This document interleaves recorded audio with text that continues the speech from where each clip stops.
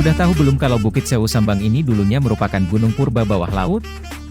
Yuk ikuti ekspedisi kita mendaki Gunung Purba yang saat ini menjadi destinasi wisata bernama Bukit Sewu Sambang dengan ketinggian 206 meter dari permukaan laut. Bukit Sewu Sambang berlokasi di Kecamatan Kalipuro, Kabupaten Banyuwangi. Terletak di ujung timur Pulau Jawa, Bukit Sewu Sambang menyuguhkan keindahan view selat dan Pulau Bali. Apalagi waktu pagi hari, pemandangan matahari terbitnya sungguh menakjubkan. Kita sekarang berada di bawah dari Bukit Sewu Sambang di Kalipuro. Di sini kita mendapatkan suatu singkapan lava ya yang cukup tebal.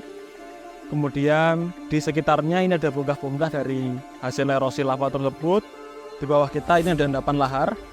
Nah, lava ini kemungkinan besar berasal dari Gunung Purba Watu Dodol yang sekarang sudah tidak terlihat bentuknya, sudah mulai fase erosi. Tapi di sini kita masih mendapatkan bukti yang cukup bagus ya, bahwa dulunya kompleks dari Gunung Api Purba ini pernah mengalami letusan, menghasilkan lava yang sangat tebal di sini. Nanti kita akan coba cari lagi, kira-kira lava ini akan sebesar apa luasannya, kemudian kaitannya dengan Watu Dodol seperti itu ya. Nah, ini kita bisa lihat adanya endapan lahar ya. Di sini ada bongkah-bongkah dari pecahan-pecahan lava yang kemudian dibawa oleh matriks atau material yang lebih halus. Ini berisi lempung yang kemungkinan besar dari sungai-sungai purba pada waktu itu yang membawa material-material vulkanik ini, yang membuktikan bahwa kawasan di Gunung Purba Watu Dodol ini sudah mengalami proses erosional. Jadi gunungnya yang awalnya tinggi tergerus, terkelupas, terbawa ke sungai-sungai yang materialnya menjadi endapan lahar yang sangat tebal di sini. Oke, jadi ini adalah bongkah-bongkah lava dari Gunung Purba Watu Dodol. Ini ada bintik-bintik yang warna hitam ya, kotak-kotak, itu adalah mineral piroksen yang ukurannya cukup besar. Ini menjadi sesuatu yang menarik bahwa kita memiliki batuan, tapi di dalamnya ada bintik-bintik yang merupakan mineral yang dulunya terbawa ketika batuan ini membeku.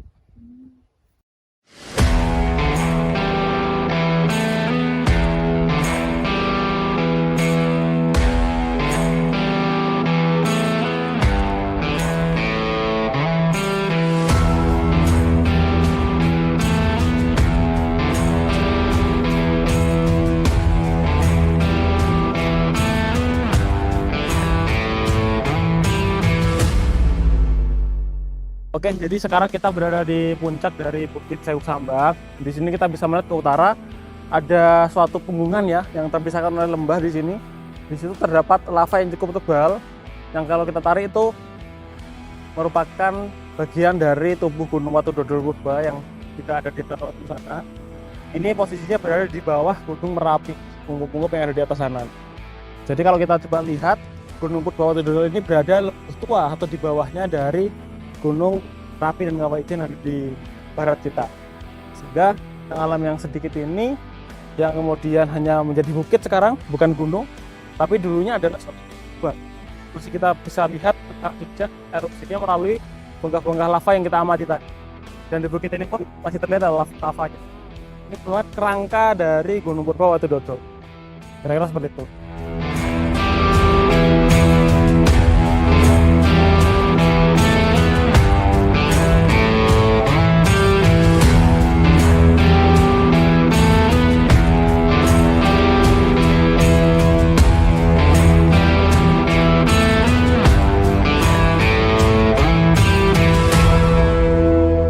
Jadi kita berada di pemandian sumber penawar Sari ya namanya, di Desa Ketapang, Kecamatan Kalipuro.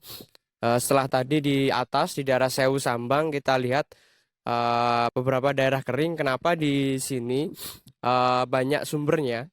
Ini bisa kita lihat dulu seperti kars. Kars itu kan kita ibaratkan seperti busa ya. Jadi mereka memiliki sistem penyaring. Jadi air yang terserap di kars itu akan terendapkan di bawah karsnya. Nah, ini posisi kita berada di bawah kars. Ya, selain itu di sini masih banyak dan tumbuh beberapa tumbuhan yang menjadi penampung air atau bank air. Salah satunya di belakang kita yaitu pohon beringin. Nah, pohon beringin ini merupakan salah satu pohon yang memiliki manfaat di mana bisa menampung air dan bisa menyerap air yang cukup besar. Nah, maka dari itu leluhur kita, nenek moyang kita sering memberikan beberapa mitos-mitos yang ada di pohon beringin ini. Untuk apa? Tujuannya adalah untuk mengonservasi dan untuk mempertahankan beberapa sumber air. Kebanyakan sumber-sumber air yang ada di desa-desa itu pasti berada di bawah pertama pohon beringin, terus beberapa pohon-pohon besar. Nah, ini menunjukkan bahwa eh, pohon beringin ini sangat keterkaitan sama sumber air yang ada di sini. Jadi kemungkinan bila pepohonan di bawah ini salah satunya adalah beringin ini, jika ditebang atau tidak dijaga akan mengakibatkan penyerapan air yang sangat rendah. Jadi sangat sedikit sekali peluang untuk ada sumber air yang ada di sini. Oke, selain di Penawarsari ya, di depannya kita berada di proyek PT Inka ya. Kita lihat ada beberapa galian. Yang cukup menarik adalah galian di sekitar kars ada terdapat berbagai batu vulkanik.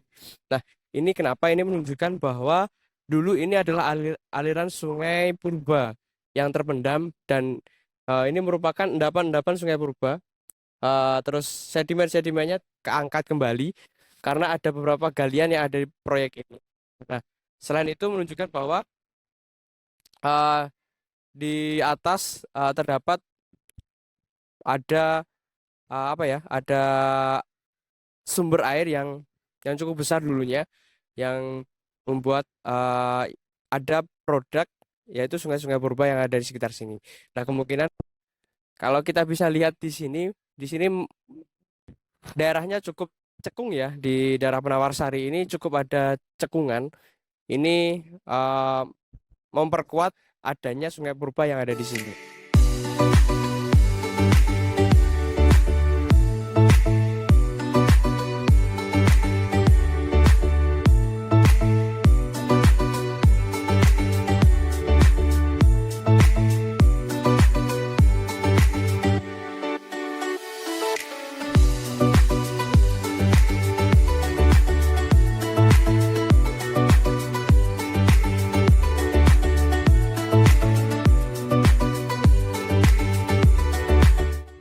Sekarang kita berada di Taman Sri Tanjung, Banyuwangi. Di sini kita bisa melihat ada pojok geopark ya, yang menjelaskan tentang geopark Ijen. Dan di sini kita akan coba mereview apa yang kita sudah lakukan ekspedisi Oligocene series ini selama 3 minggu terakhir. Jadi di minggu pertama kita ke kawasan barat dari geopark Ijen, di kawasan Mulyosari ya. Di sana kita bisa melihat situs Mulyosari, benang alam pegunungan purba yang warna kuning ini di sini, yang kemudian menjadi salah satu jejak daratan pertama yang ada di kawasan Geopark Ijen. Kemudian kita bergerak ke selatan di sini di kawasan Silir Agung ya, yang di sini kita bisa melihat bagian barat dari Gunung Purba Gerajakan, yang kemudian menjadi salah satu gunung yang menarik karena posisinya ada di tengah-tengah antara Alas Purwo dan kawasan Meru Betiri. Dan di minggu terakhir ini, di hari ini kita bergerak ke utara ya, di kawasan Kalipuro, di kawasan kompleks Watu Dodol Purba. Di sini kita bisa melihat tadi batuan-batuan jejak aliran lava hasil letusan gunung berapi dari aktivitas gunung berapi purba di masa lalu, yang kemudian juga ada di kawasan utara kawasan Geopark Ijen. Jadi dari barat, selatan hingga ke utara kita bisa mendapatkan bukti-bukti bahwa Geopark Ijen bukan hanya tentang Kawah Ijen atau Gunung Raung atau gunung-gunung yang kita lihat saat ini, tapi tentang bagaimana daratan pertama di sini terbentuk, terangkat menjadi geopark yang kita kenal saat ini dan ceritanya gitu ya. Jadi tidak semuanya dihabiskan. Nanti masih ada puzzle-puzzle cerita mengenai gunung purba tersebut yang kemudian kita bisa pelajari hari ini. Bagaimana apa yang kita lihat sebagai Gunung Ijen, Kawah Ijen, Gunung Raung, Kota Banyuwangi itu dasarnya, pondasinya adalah gunung-gunung purba yang terangkat pada Oligocene atau sekitar 28 hingga 33 juta tahun yang lalu. Bayangkan ketika pondasi itu tidak pernah ada, kita membuat rumah tapi tidak ada pondasinya, maka rumah yang megah pun akan roboh, akan hancur. Maka dari itu kita harus bersyukur kita bisa menikmati kawasan Geopark Ijen yang aman, yang kemudian sangat indah saat ini karena diberikan pondasi yang umurnya sangat tua sekali, sangat lama sekali dibuatnya. dan kita masih bisa menikmati sejengkal secuil puzzle ceritanya, meskipun tidak semuanya, tapi masih ada jejak yang bisa kita pelajari. Kira-kira dari mana asal-usul Geopark Kitchen ini? Kira-kira seperti itu.